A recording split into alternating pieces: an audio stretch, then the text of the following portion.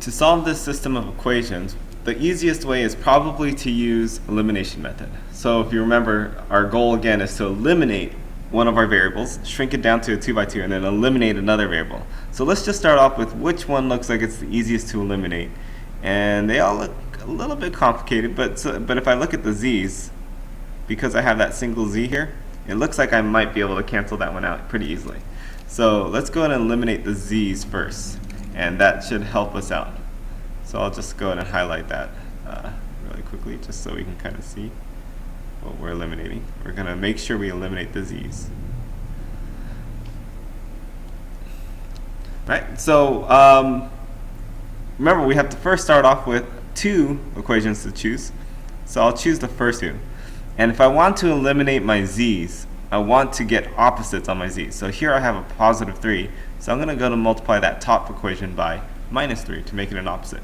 And I have to multiply to everything in the equation. So that's going to be negative 3 times 3x is 9x. Then I have negative 3 times 4 is going to be minus 12y. And negative 3 times z is going to be minus 3z. And then we also have to remember the other side too. So negative 3 times 11 is negative 33. And I'll just recopy the second equation right underneath. 5x minus 3y plus 3z is equal to 14. And if I add straight down like what we saw on the last problem, then now, because we have opposites, those z's cancel out. And I'm left with 14x minus 15y is equal to negative 19. And I'm going to label this equation 1 so we can find this later on. Then we're going to go back to these original three equations and eliminate a z again. Because remember, we always want to eliminate the same variable twice. So looking at this again, I didn't choose the bottom one, so I'll choose this one again. Or this one. Plus I'll choose the top one again because it'll be easy to eliminate these z's in this case. And this time though, I have a 4z, so I'm going to multiply the top by minus 4, so that way I can get opposites again. So doing this now, I'm going to get, by multiplying 12x minus 16zy minus 4z is equal to negative 44. And the bottom one I'll just recopy. So I get here minus 2x plus 5y plus 4z is equal to 29. And again, the next step in the elimination process is to actually eliminate those z's by adding straight down. And if I look at this, we see that these just cancel out. And adding everything else, I get 10x minus 11y is equal to, let's see, it's going to be negative 15. And I'll label this equation 2.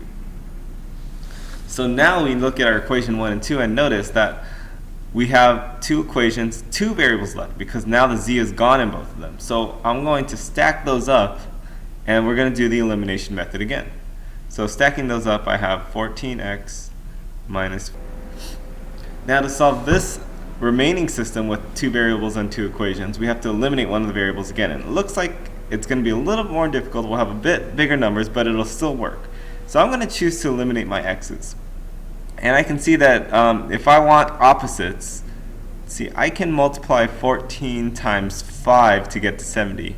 And then I can multiply 10 times negative 7 to get to minus 70. And that will be opposites. So let's go ahead and do that. Let's multiply this top equation by 5 and the bottom equation by negative 7. And let's see what we get. So the top one, I'm going to get 70x, then 5 times minus 15 is minus 75y, and then 5 times negative 19 is negative 95. And the same thing with the top one, or the bottom one, I'm going to get negative 7 times 10, this time is going to be minus 70x, great, now we have the opposites we need. Negative 7 times negative 11 is plus 77y. And then negative 7 times negative 15 Well, that's going to be positive 105.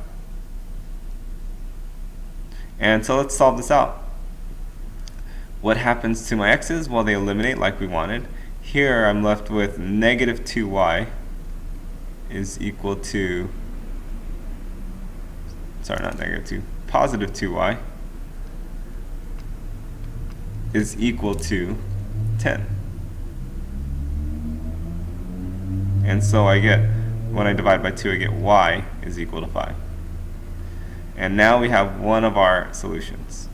And automatically I can already figure out the answer. Since I have an actual solution, it can't, and all the variables are still there, it's not no solution. It's not infinitely many solutions.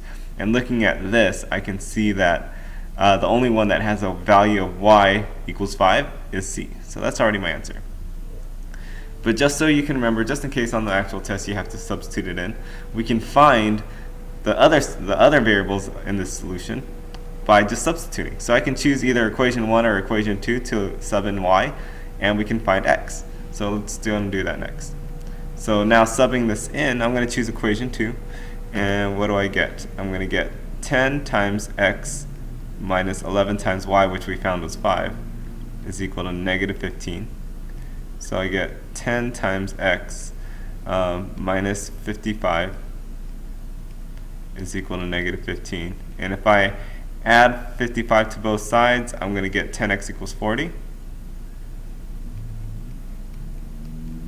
And if I divide, we get x is equal to 4, which we see is still part of our solution. X is 4, y is 5. So all I'm going to do now is substitute in the x is equal to 4 and y is equal to 5 into one of these first three equations. And it looks like the first one's the easiest, so I'll use the first equation. So let's go ahead and sub that in. I'm going to get minus 3 times x, which we found was 4, plus 4 times y, which we found was 5, and we're solving for z, so we don't know that yet, and it's equal to 11. So simplifying this, whoops, x is 4.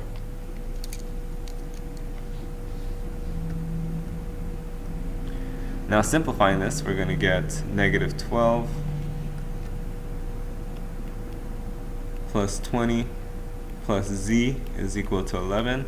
So here I get 8 plus z equals 11.